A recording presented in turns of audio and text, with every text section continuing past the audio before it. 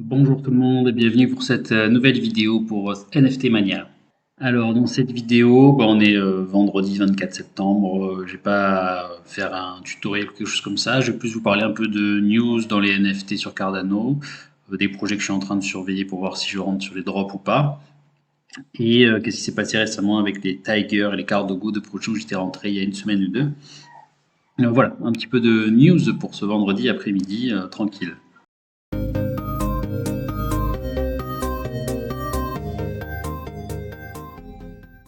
Alors, on va commencer avec les projets que je regarde et on va commencer avec Baby Alien Club parce que le drop est ce soir. Alors, je crois que l'heure française c'est minuit. Je vais peut-être essayer d'en prendre un. J'ai beaucoup entendu parler de ce projet sur les divers Discord des projets où je suis. Et donc vous pouvez voir là, bon, ça suit un peu la même logique. On fait des séries, on change les couleurs, les attributs, il y a des rares, des moins rares, etc. Bon, toujours le même principe. Ils ont un peu d'histoire, blablabla. Bon, voilà une collection de 10 000, ils sont à 34 radars, etc. Ils vous montrent un peu ce que ça donne. Bon, voilà. Ça a l'air plutôt cool. Donc voilà, vous voyez, 22h UTC. Donc c'est minuit en France, donc dans 9 heures. Ils ont un Twitter, un Discord, très actifs sur les deux. Discord, ils ont pas mal de monde. Leur Discord, je sais plus où je l'ai. Peut-être ici. Ou je l'ai peut-être là-bas. Je l'ai peut-être là-bas. Et alors, je vais aller juste un mot là-dessus. Je vais vous montrer. Donc, sur Discord, ils sont à. Ah, c'est bon. Il y a 15 000 membres sur Discord. Donc, déjà, il y a plus de membres que de NFC les 10 000. Donc, ça va être le rush, c'est sûr. Ce qui a l'air intéressant, c'est qu'apparemment, à terme, ils vont faire d'autres collections. On va pouvoir combiner les deux, etc. Bon, pourquoi pas. Ils ont une roadmap. Bon, voilà, ils en parlent comme tout le monde. Alors, c'est bien et c'est pas bien parce qu'ils font comme d'autres font aussi, c'est-à-dire qu'il faut commencer à faire des concours en disant à ceux qui sont déjà dans le Discord, si vous invitez plus de monde, il y a des chances que vous gagnez quelque chose, etc. Il y a de plus en plus de choses dans ce style sur Discord. Donc ça gonfle les chiffres, donc on ne sait pas trop si c'est vraiment des mecs intéressés ou si c'est juste on vient, voilà, on va essayer d'acheter et revendre tout de suite. Le problème, c'est que si tout le monde essaie d'acheter pour revendre tout de suite, en fait, personne ne va pouvoir revendre parce qu'il n'y aura pas vraiment de demande, quoi, à part ceux qui veulent faire des sous au début. Donc peut-être que j'en prendrai un juste pour voir, parce qu'il y a peut-être moyen quand même, avec la chance de tomber sur un rare et que quelqu'un paiera plus cher que le prix de Mint, et puis ça se trouve ce projet va exploser, on ne sait pas, mais j'ai entendu quelques personnes qui me disaient que peut-être au final ça fait beaucoup de bruit pour rien. Donc on verra, voilà, à surveiller. Baby Alien Club, c'est ce soir, quand vous voyez cette vidéo, si ça se trouve, ce sera déjà release, donc on verra après, on verra comment ça s'est passé. Baby Alien Club. Ensuite, on en a un autre bientôt. Je crois que c'est demain. Alors attendez, je regarde ça. Je ne tire pas les petites notes. Le 25 samedi, il y en a un qui s'appelle Mob, qui a l'air intéressant. Il part ici. Mob Masked on Buttons. Je ne sais pas pourquoi ça s'appelle comme ça. Il y a moins de monde, là, il y en a 4000, vous voyez. Je crois qu'ils vont release aussi 10 000 Mob, mais je ne suis même pas sûr. Peut-être qu'il y en aura moins au début. À surveiller. Mais ce qui est intéressant, c'est qu'apparemment, j'ai entendu dire que la communauté est beaucoup plus engagée, motivée, le projet a l'air plus intéressant sur du long terme par rapport à ce qu'ils veulent intégrer. Et je sais pas, ouais, apparemment il y a quelques insiders qui ont l'air de dire quand même que ce sera un projet plus solide, donc je vais essayer d'y rentrer, d'en prendre un peu plus, on va voir comment ça se passe. Est-ce qu'on voit la roadmap un petit peu? Toujours intéressant d'aller voir les roadmaps.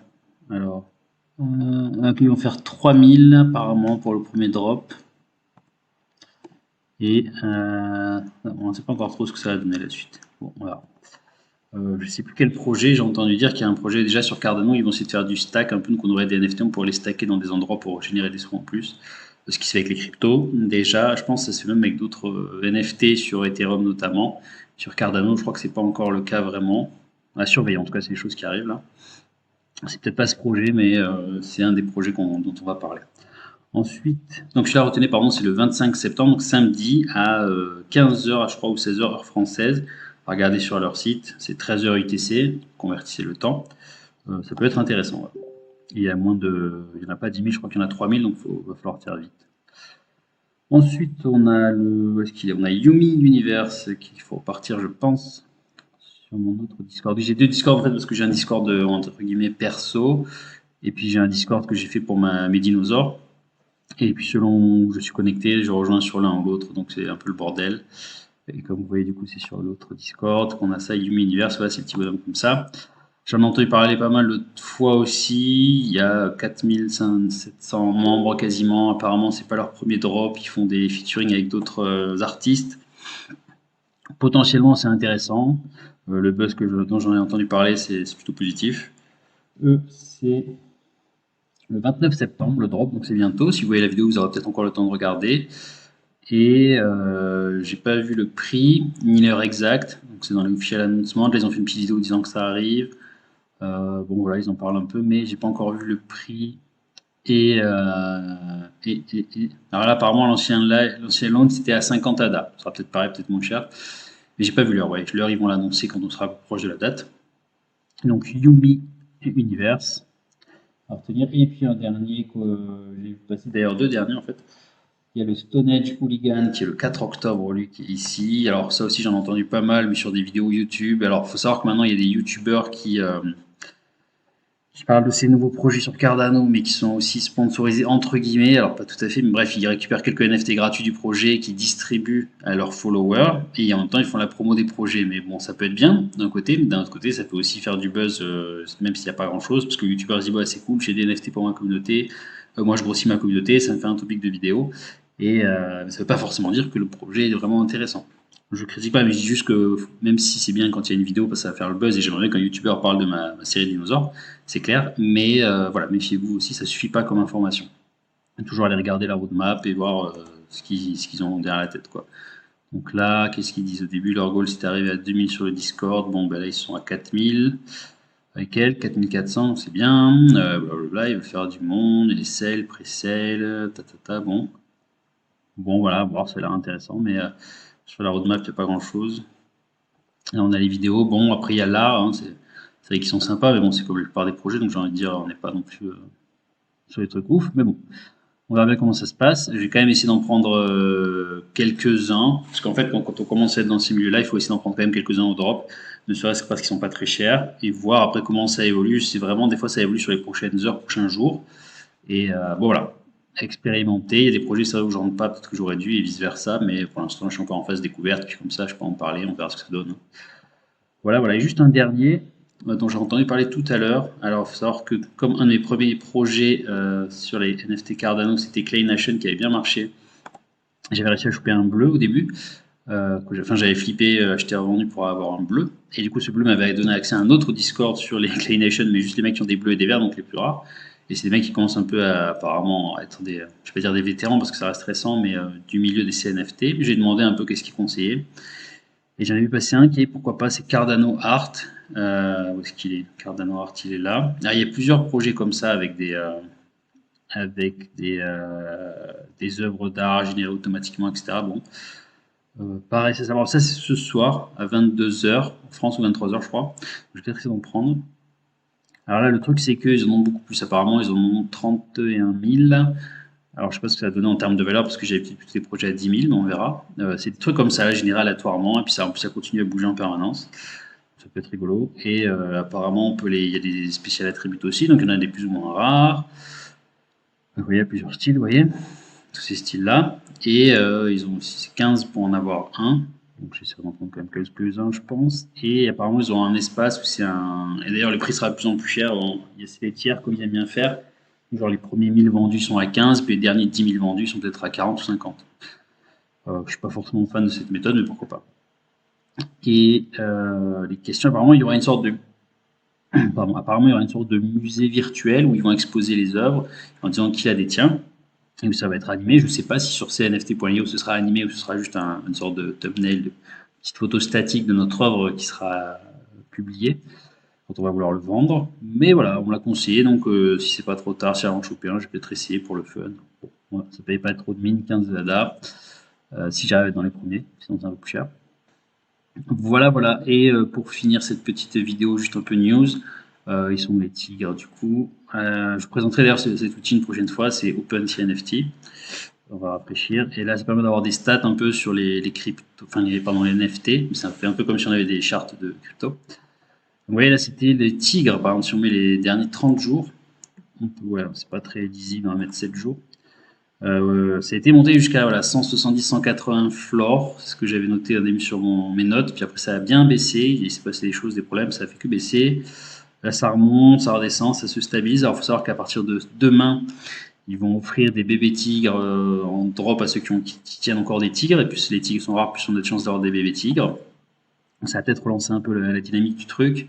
Peut-être sur la longue durée, c'est bien aussi de les garder, les tigres, parce qu'ils vont essayer de développer plus de NFT, un genre de jeu, etc. Donc on va voir si ça passe le cap de la durée. Au début, je croyais beaucoup, puis maintenant, je sais pas trop quoi penser. Donc, j'ai une douzaine de tigres quand même, donc ça me ferait chier que ça se casse la gueule tout de suite. Parce que j'ai pas encore récupéré ma mise sur les tigres, mais à voir. Donc, j'attends d'avoir les drops des bébés tigres, voir comment les prix évoluent, si on a à vendre les bébés tigres, enfin ce qui va se passer. Ça pour vous dire que ouais, des fois ça bouge très vite en fait. Ils avaient juste dit ils avaient fait un annoncement dans leur Discord en disant ah on va faire des unicornes, là des licornes pour concurrencer les tigres, genre les ennemis ou je sais pas quoi. Et tout le monde a commencé à flipper avec cet annoncement un peu bizarre et donc du coup le cours a chuté. Il y a aussi des baleines qui rentrent en jeu et qui essaient de faire des prix pas chers pour que tout le monde panique et qu'ils achètent pas cher après le floor et que ça remonte. Et comment c'est possible que ça se passe comme ça? Parce que sur cnft.io, ils n'ont pas encore mis les smart contracts vraiment en place et tout ce qui va avec, ce qui veut dire que encore les acheteurs peuvent annuler leurs achats et en heure peuvent annuler leurs ventes. Donc du coup, ce qui se passe, c'est que moi, si je veux acheter un NFT sur CNFT, j'ai 10 minutes pour payer. Bon, ça, voilà, j'ai 10 minutes pour payer, mais une fois que c'est en train d'être vu par le vendeur, il a 24 heures pour accepter ma vente, enfin mon prix quoi. Pendant ces 24 heures, moi, je peux annuler mon offre si le gars n'a pas encore accepté, mais lui aussi, il peut annuler s'il veut. Et donc, ce qui s'est passé, c'est que des fois, les mecs mettaient un prix pas cher, et puis en fait, quand quelqu'un s'y les achetait, genre, ils annulent la vente. Et puis des fois, en plus, ils font bien chier, ils annulent la vente au bout de 23 heures. Comme ça, nous, on a perdu 23 heures avec ce capital qu'on ne peut pas utiliser. Il y a eu plein de pratiques comme ça. Donc, pour éviter ça à terme, CNFT est en train de faire en sorte que, une fois qu'on mettra à vendre à tel prix, ben, on ne peut plus l'enlever, entre guillemets. En tout cas, si un acheteur, je crois que c'est même en fait, on ne pourra plus l'enlever. Si je me trompe pas. À voir comment ça va se passer. Mais c'est vrai qu'en tout cas, d'arranger ce mécanisme, ça sera pas plus mal parce que ça devient un peu n'importe quoi.